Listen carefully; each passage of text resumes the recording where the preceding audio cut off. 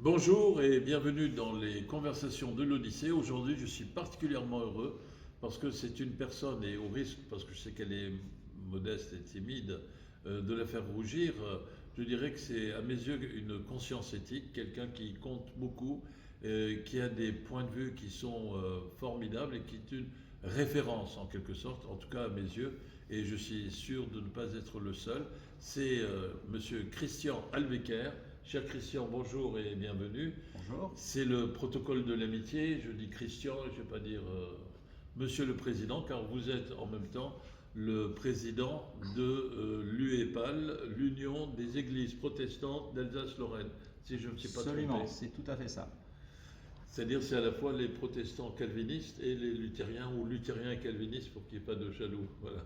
Très bien, très bien. Formidable. Donc vous êtes votre fonction, c'est un peu comme si vous étiez un cardinal ou un archevêque. Oui, on dit quelquefois, effectivement, parce que vous savez qu'en Alsace, il y a un régime particulier des cultes, donc on figure même dans la liste protocolaire, et le président de l'UEPAL figure immédiatement après l'archevêque et avant le grand rabbin. Je crois que c'est en 7e ou 18e position. Enfin voilà, ça c'est pour l'anecdote et presque pour la plaisanterie. Oui. Mais nous, ce qui compte le plus, c'est le protocole de l'éthique et de l'intelligence, et de ce point de vue-là, vous êtes en toute première position, sachez-le. C'est vous qui le dites. Voilà. Alors, je veux profiter de votre présence. D'ailleurs, les hasards du calendrier font que vous venez juste après Madame votre épouse, qui était qui était venue pour la conversation numéro 21. Là, nous sommes à la 22. Anne Albecker est suivie par l'autre, en quelque sorte. Et je voudrais qu'on commence par parler un peu de cette tempête virale. Et vous êtes aussi un citoyen. Quelles sont vos réflexions sur cette situation de confinement, reconfinement, et avec une certaine sidération, on vit tout cela? Je crois que le mot, c'est celui que j'aurais repris. Vous me le prenez de la bouche en quelque sorte. Alors je vous rends tout de suite. Merci. Je crois qu'il faut, à mon sens, distinguer entre la première phase, le premier confinement, et le second, qui ne me paraissent pas du tout être de la même nature.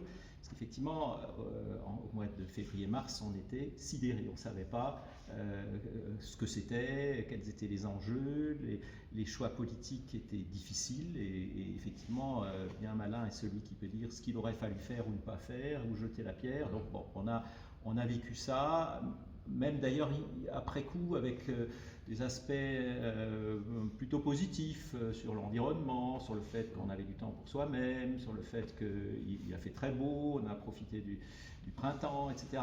Et on a constaté que la pollution avait diminué. Absolument, absolument, voilà. puisque on ne circulait plus. Donc voilà. Pour les cultes, c'était aussi un peu compliqué, mais du coup, il y a eu une grande créativité, d'ailleurs, les cultes et la culture, j'allais dire, parce que pour rester en lien, en relation, nos cadres, nos pasteurs, prêtres, rabbins, ont été très inventifs et ont créé des documents, vidéos. Il y a eu, par exemple, on avait des cultes côté protestant, mais les autres ont fait des choses analogues, en Zoom, des choses. Les parois se sont équipées de vidéos pour garder ce lien. Voilà, très bien. Et puis, on pensait avec l'été que les choses étaient maintenant un petit peu derrière nous. Moi, je sais que dans le message que j'avais adressé à notre corps législatif au mois de juin, j'ai dit maintenant on va commencer à tirer un bilan, sauf que c'était beaucoup trop tôt, puisque, on nous l'avait plus ou moins prédit, mais cette fameuse seconde vague est arrivée. Et là, je trouve que, personnellement, alors, parce que là, on ne peut plus vraiment plaider le fait qu'on ne sait pas. On a quand même tiré un certain nombre de leçons, puisqu'on a autorisé les écoles à rester ouvertes, parce que ça, c'était quand même terrible, des confinements qui est terriblement discriminant au plan social, parce que quand vous êtes... Moi, j'ai le privilège d'avoir un grand appartement, on est seul avec mon épouse, c'était pas désagréable. J'étais d'ailleurs malade pendant cette période aussi, donc je veux dire, je ne prends pas tout ça à la légère, et finalement, j'ai eu quelques bénéfices secondaires, puisque mon épouse, qui elle aussi a été malade, mais beaucoup moins affectée dans sa santé, dans son corps, elle était aux petits soins, donc j'en ai tiré des bénéfices secondaires non négligeables. Donc c'est pas de la, enfin je veux dire, il ne s'agit pas de négliger, et puis il y a eu tous ces décès, mais là je trouve qu'on en fait trop. cet état d'urgence qui se poursuit, c'est quand même un problème dans un état de droit. Dire, les décisions sont prises par un conseil de défense. Moi, ça me fait dresser les cheveux sur la tête. C'est quoi cette J'ai de la chance, moi, je peux pas. Ouais, c'est ça. C'est quoi cette idéologie de guerre? Enfin, bon, c'est une épidémie, certes, c'est grave, c'est sérieux, mais voilà, c'est quand même. Et puis des contre-vérités, encore ce matin, parce qu'évidemment, tout dépend de l'angle sous lequel on précise les choses. Le Premier ministre qui déclare il y a un mort sur 4 qui est dû au Covid, mais c'est parfaitement faux. C'est un mort pendant le pic de l'épidémie, mais il y a tous les ans 600 000 personnes qui meurent en France et on en est à 42 000. Bon, c'est 42 000 de trop, j'allais dire, et c'est triste et c'est regrettable, mais voilà, ça fait partie de l'aventure humaine que de vivre et aussi de mourir, et ça, on l'a complètement oublié. Donc, au nom de ça, on prend des mesures qui à mon sens, sont disproportionnées. Et risque d'être liberticide. Exactement. Oui.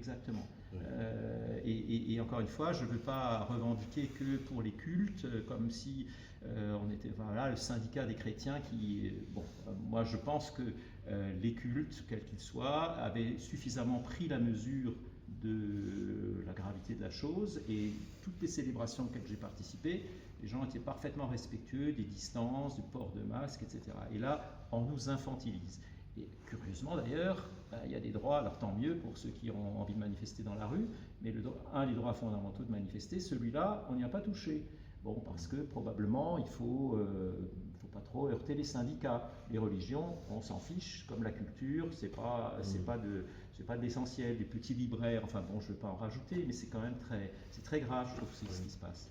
Oui, il y a une certaine incohérence et un désagréable sentiment d'improvisation aussi, ou alors d'infantilisation des citoyens, alors que ce serait peut-être un peu plus coûteux en temps d'explication pédagogique, mais plus utile en termes d'homogénéisation de la société. Ce serait mieux de miser sur la responsabilité individuelle et collective. Ah ben là, vous prêchez un converti, je veux dire. Je suis libre penseur, je prêche volontiers. Un des thèmes qui nous est cher en tant que protestants, c'est bien la responsabilité. Oui. Ça fait partie des thèmes éthiques fondamentaux. Et là, effectivement, bon, ben, c'est aussi le problème de la France où un monarque central décide pour 67 millions d'habitants. Je crois qu'il n'y a plus qu'en Chine et en Corée du Nord que ça fonctionne comme ça. Si on avait laissé aussi un petit peu... Dans quelques autres pays. Oui, peut-être, d'accord. Justement, si on s'appelle plus à la responsabilité, ça nous conduit alors à des choses absurdes. Tout le monde a entendu cette histoire de cette brave dame de 93 ans qui faisait ses brasses dans l'océan et qui a été accueillie par une escouade de gendarmes sous prétexte que la baignade était interdite. Et en novembre, donc la plage était vide, quoi. Enfin, vraiment, et ça nous vaut par exemple, j'ai lu, on m'a envoyé un lien dans un hebdomadaire allemand, Die Zeit, qui est bien connu, on qualifie la France d'absurdistan. Oui, nous vivons dans franchement, je crois que c'est mérité, parce que là, je trouve qu'on est tombé au degré zéro de l'infantilisation. Je trouve que c'est tout à fait ça. Un phénomène, un pays qui m'intéresse beaucoup, c'est la Suède. Je trouve que c'est un pays de culture et de tradition protestante. On a toujours fait appel à la responsabilité des citoyens. Eh bien, au début, tout le monde les regardait de haut en disant ils ont zéro confinement, vous allez voir, ça va être la catastrophe. Eh bien, figurez-vous que les chiffres là-bas, ils en sont. Alors, comme toujours, c'est un peu triste de parler comme ça de choses qui sont des réalités humaines terribles, mais ils enregistrent à cette date environ 5000 morts pour 10 millions d'habitants, c'est-à-dire en proportion nettement moins que la France. Et il y a eu zéro confinement. Leur économie n'est du coup pas affectée comme l'est la nôtre. Les problèmes sociaux sont moins, pointus ou tendus, parce que le pire reste à venir. Ça, je crois que tout le monde le dit et le sait.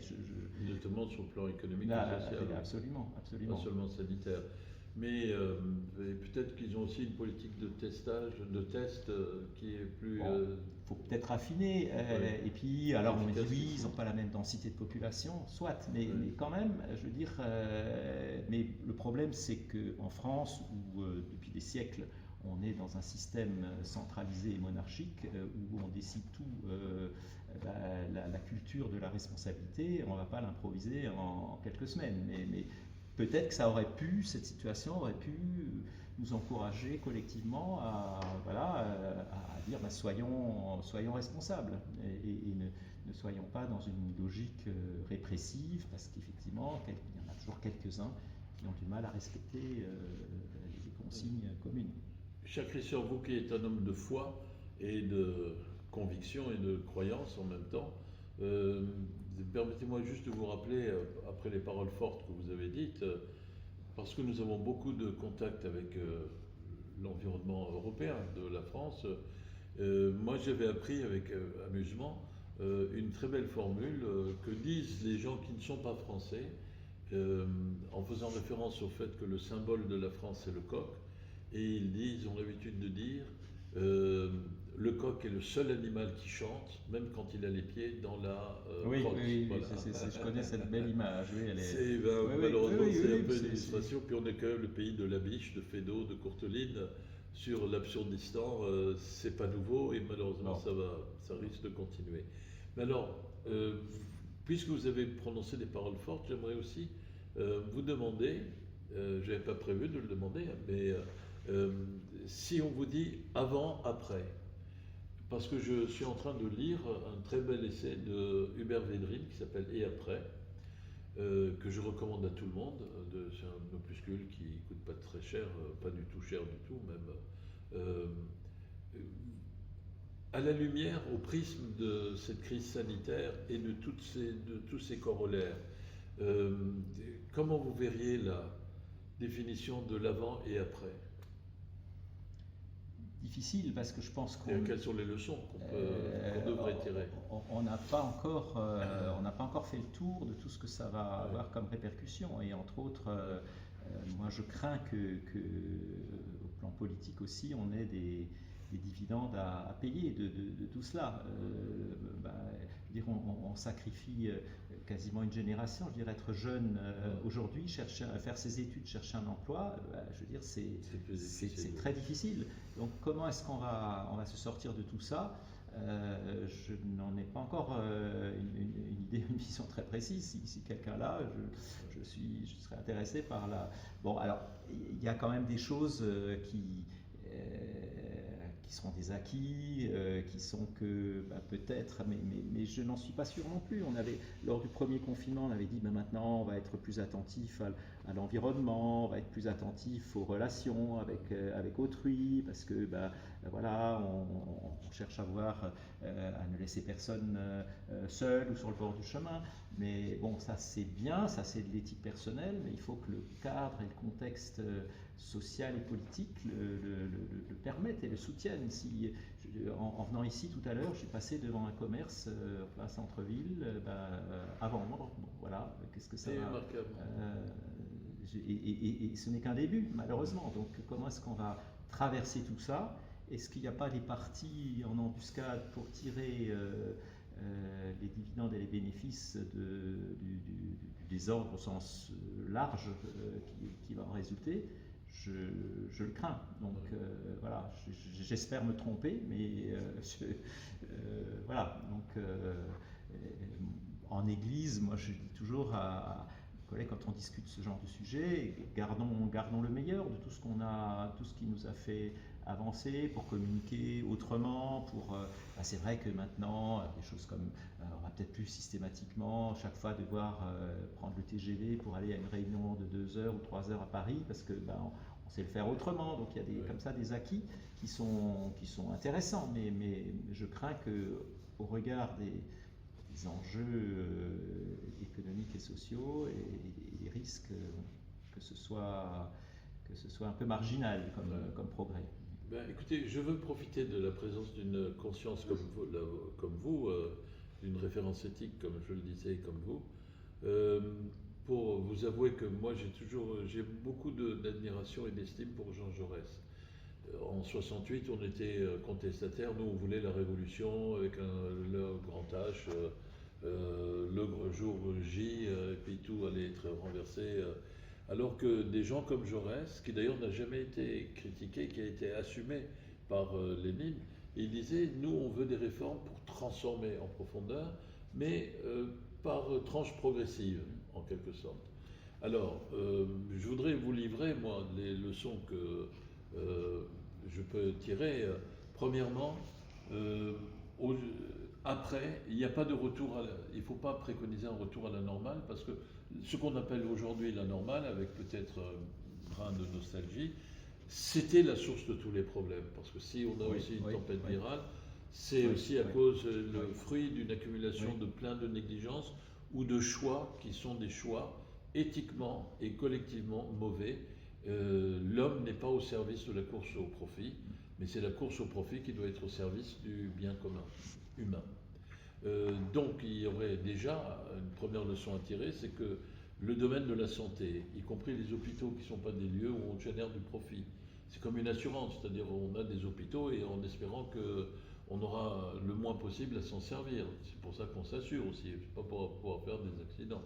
Que le domaine de l'éducation, que le domaine de la recherche aussi, sont des domaines qui devraient être totalement affranchis des lois du profit et de l'économie de marché. Je suis absolument d'accord avec vous, mais vous dites bien devrait.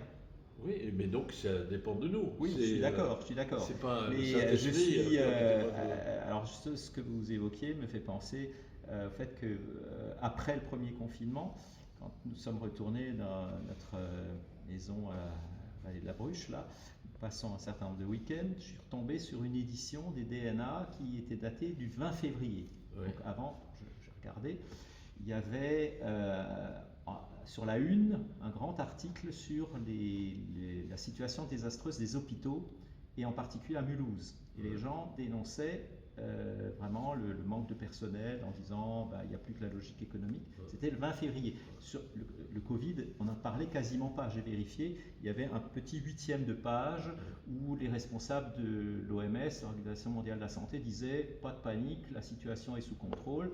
À ce moment-là, on avait 12 cas en France, dont un décès, une personne d'Asie qui était assez rapidement décédée. Oui. Voilà quel était le 20 février. Ce Français revenu d'Asie. Ah non. Oui, je ne sais plus. Enfin, quelqu'un qui était. Bon, enfin, en tout cas, il y a eu assez rapidement un décès, mais je disais pas de panique, on va s'en sortir. On ne se doutait pas du tout. Et à ce moment-là, on dénonçait, en termes théologiques, on dirait que c'était prophétique, pas au sens de prévoir l'avenir, mais de dénoncer quelque chose qui était effectivement un scandale et un non-sens, le dysfonctionnement des hôpitaux. Et puis après, on a vu comment ça s'est passé. Donc, moi, je suis absolument d'accord avec tout ce que vous avez dit, c'est tout ce qu'il faudrait faire et ce qu'il faut qu'on fasse comme citoyen. Mais je suis, alors c'est peut-être mon côté luthérien, je suis très pessimiste sur l'humanité. Mais je dis toujours, j'ajoute dans le même temps, le pessimisme de Luther était absolument connecté et inséparable d'un optimisme radical sur Dieu, sur l'espérance et sur l'avenir. Donc voilà, mais un réalisme qui nous dit que l'être humain étant ce qu'il est, je crains que les rapaces qui ont tendance à dépecer nos pays et ils ne vont pas devenir des pinsons et des rossignols, mais en même temps il faut rester optimiste et volontaire pour l'espérance et pour le futur, pour nos enfants, pour nos jeunes, et aller dans le sens de ce que vous envisagez dans l'éducation, dans l'économie, dans la formation. La recherche, la santé. La recherche. Mais cher Christian, autant que je sache, vous êtes luthérien, je ne pensais pas dévoiler un secret que de le dire. Et il y avait un côté, excusez mon interprétation profane, je l'ai dit avant, je suis moi libre penseur, mais il y avait un côté activiste dans Luther. Il n'a pas hésité à afficher sur une porte les choses dont peut-être qu'il faut s'en inspirer et des activistes de la défense du bien commun. Mais absolument, absolument. C'est un très bon exemple, une belle illustration. Et il s'est battu contre beaucoup de préjugés de son époque. Voilà, donc il faut être sur sa trace. Il a aussi dit des choses beaucoup moins recommandables. Personne n'est parfait. Absolument, et c'est bien comme ça. Notamment en ce qui concerne les Juifs. Oui. Absolument. Mais il faut quand même faire un petit bémol. Évidemment, de l'antisémitisme, qu'il soit portés par des critères de fanatisme religieux ou de discrimination religieuse ou par des critères de discrimination raciale, c'est absolument condamnable, mais c'était en tant que croyant, enfin adhérent à une croyance qu'il critiquait les juifs et pas ontologiquement la nature du juif était le mal, autant que je sache. Alors c'est intéressant, bon, on part sur... C'est-à-dire qu'il n'excluait pas la conversion. Si un juif se convertit au christianisme et aux thèses de Luther, il ne reste pas inférieur. Absolument, absolument. Voilà. Mais il y a eu un profond malentendu à cette époque, parce que le jeune Luther, alors je ne sais plus dans quelle année, dans les années 1520, a écrit un petit opuscule qui a créé la stupéfaction à l'époque. Ça s'intitulait, enfin je traduis en français, que Jésus-Christ est né juif. Parce qu'on avait complètement oublié que... donc il rappelle, voilà. Et donc il était très attaché, il a traduit la Bible à l'hébreu, donc il travaillait avec des rabbins pour apprendre mieux l'hébreu, comprendre mieux le sens du Premier Testament. Et les rabbins se sont dit, ah bah tiens, voilà un chrétien qui s'intéresse à nous. Et donc il y avait une espèce de malentendu. Et lui pensait que les juifs, si on leur explique bien l'évangile, ils vont tous devenir chrétiens. Ouais. Et les juifs avec lesquels il était en contact, ils pensaient que comme il s'intéresse à l'hébreu, il allait devenir juif. Ouais. Bon. Donc il y avait une espèce de malentendu. Et finalement, les choses ne se sont pas passées comme ça. Et le vieux Luther a écrit des choses terribles qui ont été utilisées après par les nazis. C'est affreux. Mais nous avons, alors en 2017, on a fêté les 500 ans de la Réforme. Moi, j'ai dit, on ne peut pas célébrer ces 500 ans. On rappelait cet acte que vous avez rappelé, les 95 thèses clouées sur la porte, cet acte de protestation. On ne peut pas célébrer ça sans revenir sur ce qu'il a aussi écrit, l'inacceptable. Et on a vécu un très très beau moment. On a co-organisé, à l'époque c'était encore le grand rabbin Gutmann, à l'hôtel de région. On a préparé avec Marc Linhart, qui est spécialiste de Luther, un texte, une déclaration disant nous ne pouvons plus aujourd'hui, protestants du XXe siècle, et en particulier luthériens, assumer ces textes. Ils sont inacceptables, inaudibles. On peut les comprendre dans le contexte historique de l'époque, mais on ne peut plus, ça ne peut plus rentrer dans le corpus de nos références actuelles. Donc, et je vous en félicite, parce que moi, je dois vous avouer, j'ai été élève au gymnase Jean Sturm, qui était à l'origine une école pour former des protestants, au XVIIIe siècle notamment, et avant aussi, puisque c'est fondé en 1538. J'ai été enseignant pendant 40 ans au gymnase, et donc j'ai pu apprécier, bien sûr tout le monde a des défauts, mais que la sensibilité protestante, elle a une capacité d'autocritique qui est le fondement même de toute possibilité d'évolution démocratique. C'est clair, c'est net, et cet inventaire, ce bilan, cette capacité à faire le bilan, c'est ce qui permet de progresser plutôt que d'annoncer bêtement des vérités considérées comme définies et définitives par définition, ce qui est le propre de la constipation intellectuelle en tout cas, ou idéologique. C'est du moins ce que je pense. Puisqu'on parle de théologie, j'avais évoqué cet essai formidable de Stefan Zweig qui s'appelle Conscience contre violence, et il parle de Calvin et notamment de la lutte, Calvin étant présenté comme pas très catholique, si je puis dire, ou orthodoxe, un peu méchant même, contre l'humaniste Castellion, qui lui était à Bâle, et les efforts que Calvin avait fait pour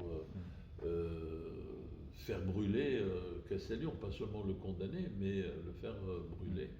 Et dans cet essai, il dit une chose qui est formidable, il dit qu'aucune idée, aucune valeur ne mérite que l'on tue quelqu'un. Donc c'est aussi une apologie contre la peine de mort. Et ça nous ramène à la question du blasphème, des caricatures. Donc là, on peut désapprouver des caricatures, mais ça ne mérite pas d'être décapité, j'imagine. C'est l'évidence. Castellion, effectivement, était, j'allais dire, en avance sur son temps. Enfin, tout ça, c'est des façons évidemment, vu depuis le XXIe siècle, c'est un petit peu facile à dire, mais c'est vrai que je crois que ce qu'il avait dit, c'était tuer un homme, ce n'est pas défendre une idée ou une croyance, c'est tuer un homme. Enfin, voilà, il y a une réalité qui est incontournable, que c'est absolument inexcusable à quel que soit le motif. Bon, et évidemment, il n'a pas été compris à cette époque-là, parce que tout le monde s'entretuait allègrement au nom de guerre de religion aussi. Voilà. Donc c'est des phases pas très glorieuses de notre histoire. Mais effectivement, aujourd'hui encore, alors nous avons progressé, et notamment en France, nous insistons beaucoup sur la liberté d'expression, qui est bien sûr quelque chose d'inaliénable. Enfin, on ne peut plus imaginer que... Et c'est pas si vieux finalement, parce que la censure, encore du temps, en ce moment on voit beaucoup de choses sur le général de Gaulle, qui est figure extraordinaire, mais il n'y avait pas que des bons côtés. Mais pourquoi il y avait des films censurés, la cour religieuse, des censures de films, etc. Mais c'était aussi une époque. Donc bon, on est sorti de ça, mais ça devrait, la contrepartie, justement, ça devrait être, puisqu'on on insiste sur cette liberté, est-ce que nous sommes effectivement bien éduqués aussi à la responsabilité? On revient toujours à ce même mot. Est-ce que c'est responsable que de publier des caricatures extrêmement provocantes pour une partie de la population, pour une partie et pas pour les autres? Donc voilà, pour moi c'est une question. Et autant, alors c'est très curieux, parce que autant le virus de la maladie, le coronavirus, donne lieu à des mesures extrêmement strictes de confinement, de contrôle, de vérification, autant le virus finalement de la haine, qui est promu sur les réseaux sociaux, là, on laisse dire, on laisse faire au nom de cette fameuse liberté d'expression. Je ne suis pas sûr que ce soit la bonne façon de faire, parce que si en face, on n'a pas des gens qui savent prendre le recul et ils prennent ça au premier degré, et après, ça fait les catastrophes qu'on a pu constater. C'est sûr qu'on est sur une ligne de crête. Pendant la Révolution française, il y avait cette belle formule, mais qui peut devenir infernale dans l'application. Pas de liberté pour les ennemis de la liberté. C'est-à-dire que tant que quelqu'un dit quelque chose et ne passe pas à l'acte, il n'y a pas forcément, obligatoirement, automatiquement la nécessité de réprimer, mais ça n'empêche pas, dans le cadre d'un débat démocratique, de désapprouver. On peut désapprouver, et ça ne veut pas dire qu'on doit faire intervenir la loi et l'interdiction absolue dans ce qui concerne l'exercice de la vie collective humaine, mais là on marche sur des œufs. Alors puisqu'on parlait de l'avant et de l'après, moi cet été j'ai eu la chance de lire un essai formidable de Stephen Greenblatt qui s'appelle Le Paradis. Voilà. Donc il y a un avant et un après. Mais c'est formidable, les représentations du paradis. Donc Adam et Ève qui se promènent tout nus parce qu'il n'y a pas lieu d'avoir de pudeur, ils ne font pas le mal. Donc ils sont bien, ils ont été créés à l'image de Dieu. Mais alors ce Dieu-là qui crée Adam et Ève à son image, il leur interdit d'accéder à l'arbre de la connaissance et il rend possible le fait qu'ils transgressent les interdits, ce qui fait qu'ils sont finalement chassés du paradis. Donc ça c'est l'après. Et après on traîne comme une croix, au fond, le fait d'avoir été chassé du paradis jusqu'au jour du jugement du dernier. Alors je veux profiter de votre présence. Qu'est-ce qui se passe entre le moment où on meurt et le moment où on est devant le jugement dernier? Donc on est dans une espèce de no man's time, pas no man's land seulement, mais no man's time, où on est en attente, en stand-by en quelque sorte. Voilà, vous posez une question évidemment particulièrement difficile, et à laquelle d'ailleurs...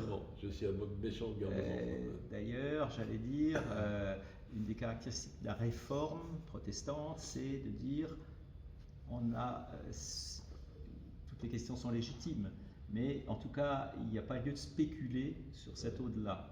Ce qui est important, c'est fondamentalement la confiance que la mort n'est pas la fin de tout, mais ce que sera l'après-mort, nul ne le sait. Et c'est encore une fois dans une attitude de confiance vis-à-vis de Dieu, en disant voilà, il ne nous a pas appelés à la vie pour un destin absurde qui est de s'agiter pendant quelques dizaines d'années, et puis pchit, tout ça disparaît. La question du sens qui est donné à la vie. Et d'ailleurs, pour revenir au jardin d'Éden et au paradis perdu.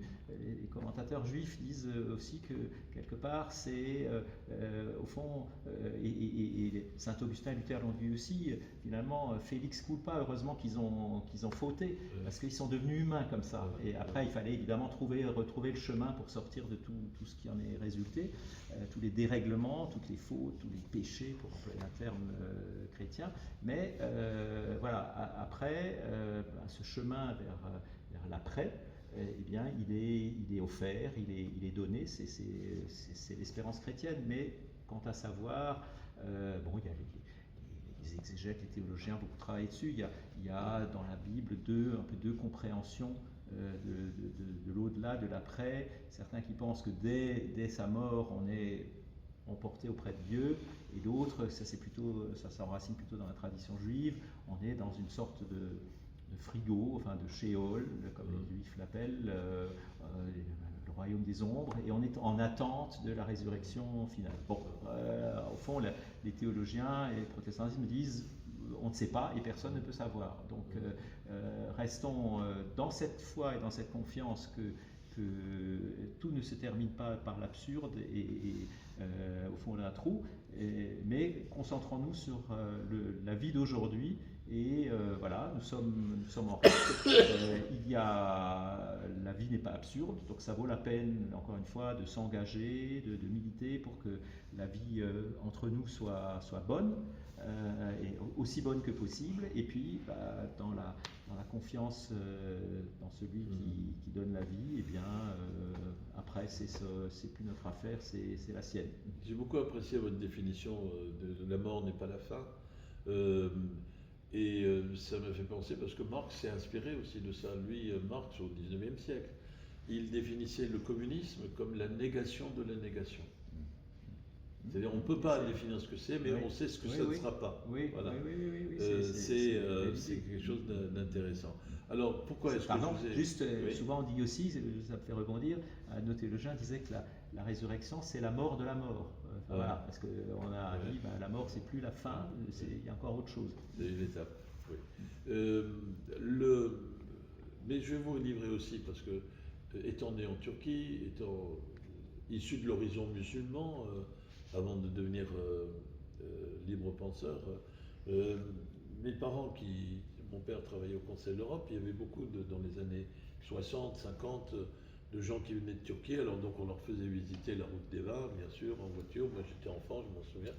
Et je me souviens de la réflexion d'un touriste, enfin d'un monsieur turc qui était venu, et il me disait, mais pourquoi est-ce qu'à chaque coin de virage, à chaque coin de route, il y a la statue d'un cadavre?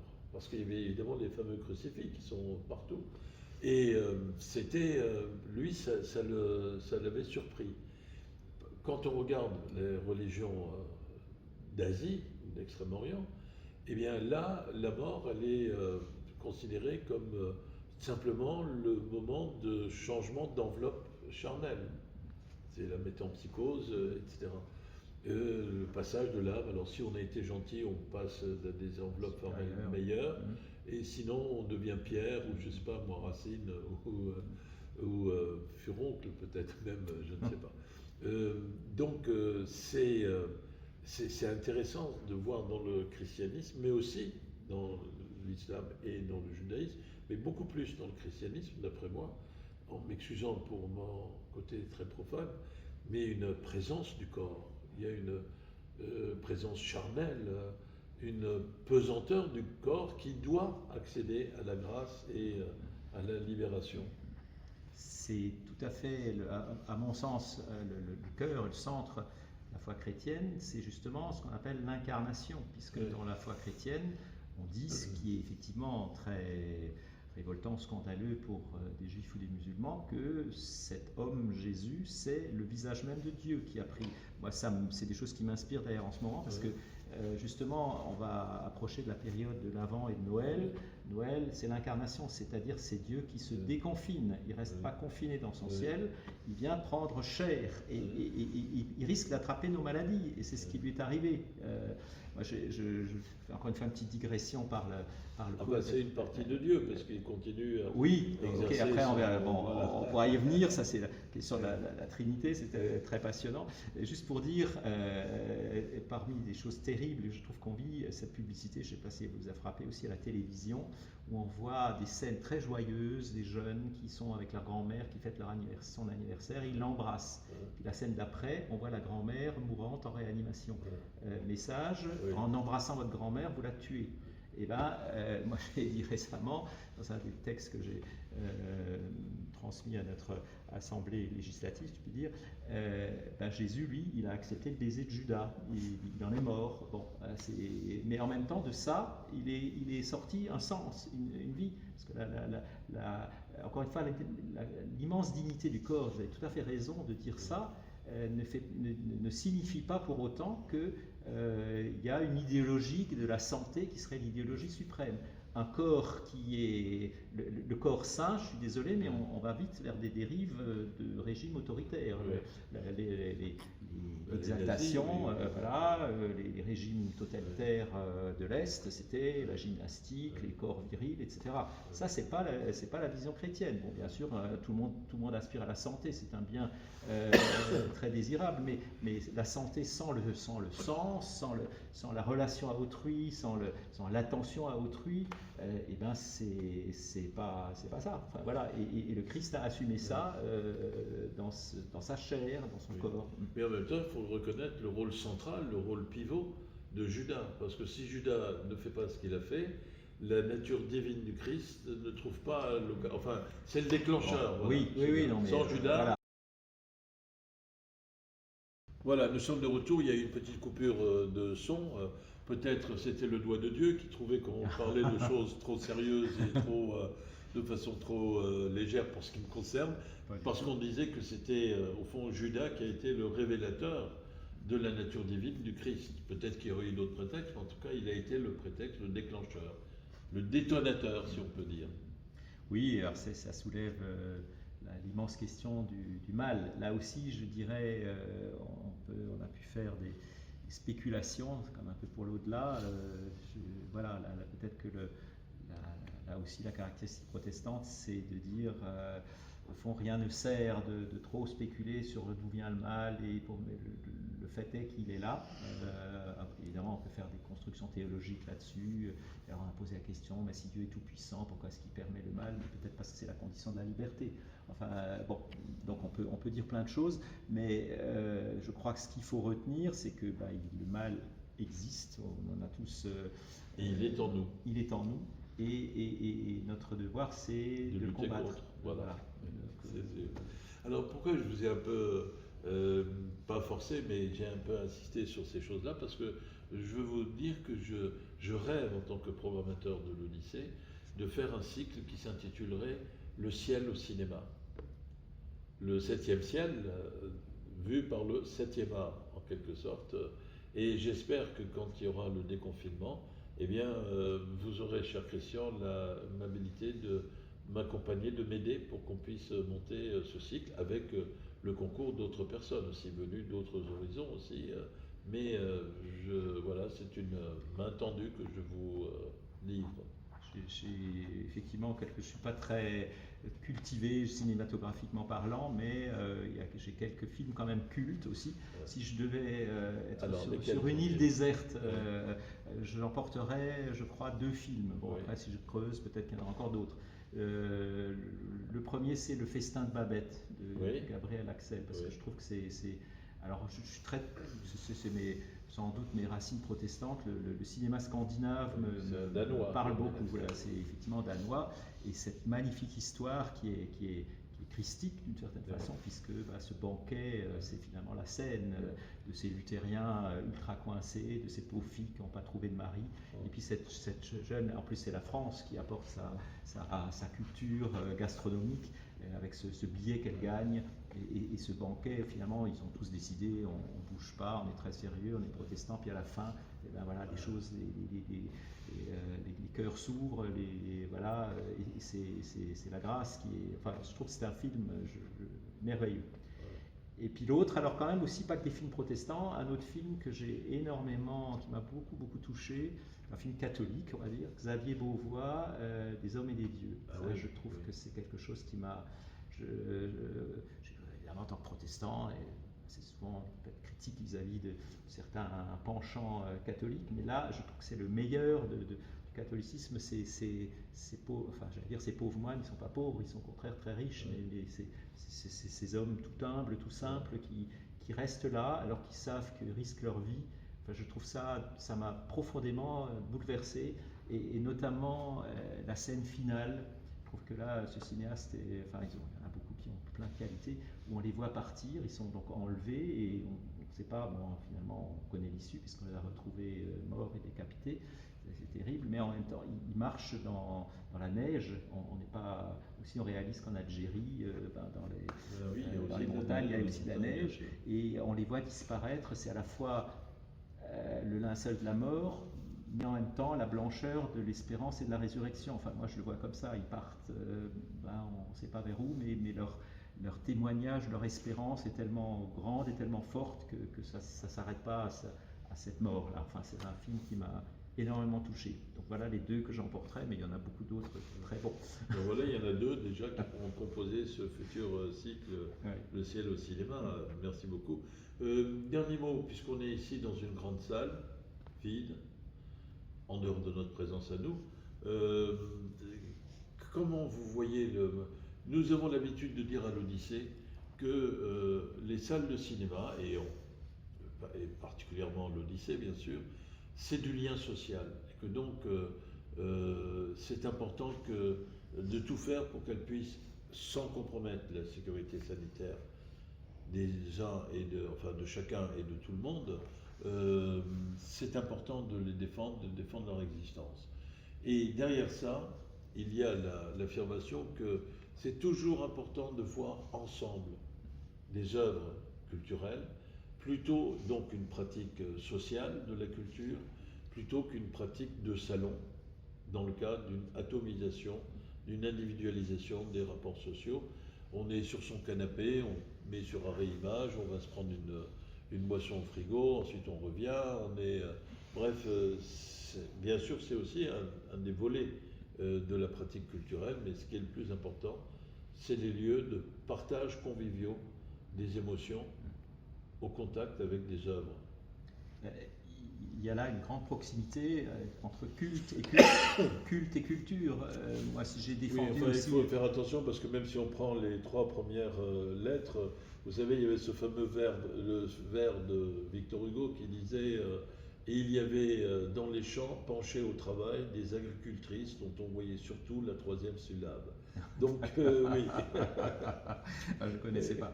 Non, mais pour dire qu'il y a un peu le même enjeu, c'est-à-dire que, bien évidemment, comme on l'a dit au début, maintenant, en tant que croyant, vous pouvez tous les dimanches voir votre vidéo en Zoom ou participer à un culte, mais bon, je veux dire, c'est juste pas la même chose que de prendre le risque de la rencontre, parce que c'est toujours un risque, j'en ai même parlé maintenant de risque sanitaire, mais de sortir de chez soi, de se confronter à d'autres, et moi je trouve que oui, c'est un appauvrissement considérable que de pas avoir autorisé, parce que dans les cinémas aussi, en particulier dans cette salle, j'ai pu venir un certain nombre de fois. Les gens sont raisonnables et respectent les distances, et puis on porte le masque, et c'est quand même effectivement tout à fait autre chose que d'être devant son écran et de zapper, parce qu'il y a une rencontre, un échange, un débat, et que notre humanité, fondamentalement, c'est ça. Moi, je suis très triste de voir les cinémas, comme les églises, fermés. Voilà. Mais vous savez, puisqu'il y a aussi des bonnes caricatures, il faut le dire, même s'il y a des caricatures qui peuvent choquer, mais qu'il faut défendre, parce que rien ne justifie qu'on exécute des gens délibérément. Il y a cette belle caricature, c'est le Christ qui est à sa table de son dernier repas, il a un ordinateur portable. Tout à fait, et il y a en visioconférence tous les apôtres, et il dit tout le monde me voit. Oui, c'est ça. Oui, je l'ai trouvé très bonne. Oui, c'est vrai. Alors écoutez, cher Christian, on a fait, je pense, la conversation un peu longue, mais vu l'horizon d'où vous venez et où vous avez l'habitude, avec beaucoup d'aisance, beaucoup d'éthique, de vous promener, de l'horizon que vous avez l'habitude de parcourir, c'était normal, c'est une longue conversation qu'on a eue, passionnante. Et pendant que je vous remercie, je vous laisse le soin de réfléchir au mot de la fin que vous voudrez bien dire. En tout cas, moi, je veux dire que j'ai été vraiment très, très nourri par la richesse de ce que vous avez bien voulu nous dire et notre cher public. Et je tiens à vous remercier. J'espère que nous continuerons à pouvoir, dans la limite de vos disponibilités d'emploi du temps, à travailler ensemble ici à l'Odyssée, pour la défense de l'Odyssée, mais pour la défense surtout des valeurs que l'Odyssée s'efforce d'incarner. Une incarnation profane, vous nous en excuserez, mais une incarnation qui n'est pas trop mal quand même. Absolument. Oui, alors le mot de la fin, moi j'ai envie de redire ce que je me répète à moi-même, que je me suis donné un petit peu comme ligne de conduite quand j'ai accepté les fonctions de président il y a bientôt 7 ans de cela. J'ai essayé de placer ce mandat sous les deux termes de vigilance et espérance, c'est-à-dire que notre responsabilité, déjà de citoyens, mais en particulier de chrétiens et en particulier de protestants, c'est d'être vigilant par rapport à ce qui se trame, à ce qui se passe dans notre monde. Et là, en ce moment, on a beaucoup de raisons d'exercer cette vigilance, mais c'est toujours, non pas pour être simplement toujours dans la critique et dans d'être des râleurs, mais d'en protester. Il y a les deux aspects. Il y a je proteste parce que je ne suis pas d'accord, mais il y a aussi protester, étymologiquement, ça veut dire témoigner pour, donc être dans un sens positif, parce qu'il y a l'espérance, parce que la vie vaut la peine d'être vécue, que ce monde est magnifique et merveilleux, il nous est donné par Dieu, ça c'est une conviction chrétienne, mais notre belle planète bleue, eh ben, elle doit continuer à vivre et à offrir un cadre qui soit agréable et bon pour tous ceux qui nous entourent, dans une espérance qui dépasse même la mort. Voilà, ça serait peut-être ça le mot de la fin. Eh bien, merci beaucoup. Ça me fait penser à ce que disait Malraux. La vie ne vaut rien, mais rien ne vaut la vie. Voilà. Absolument. Merci beaucoup, cher Christian Albecker, et à très très bientôt, j'espère. Au revoir.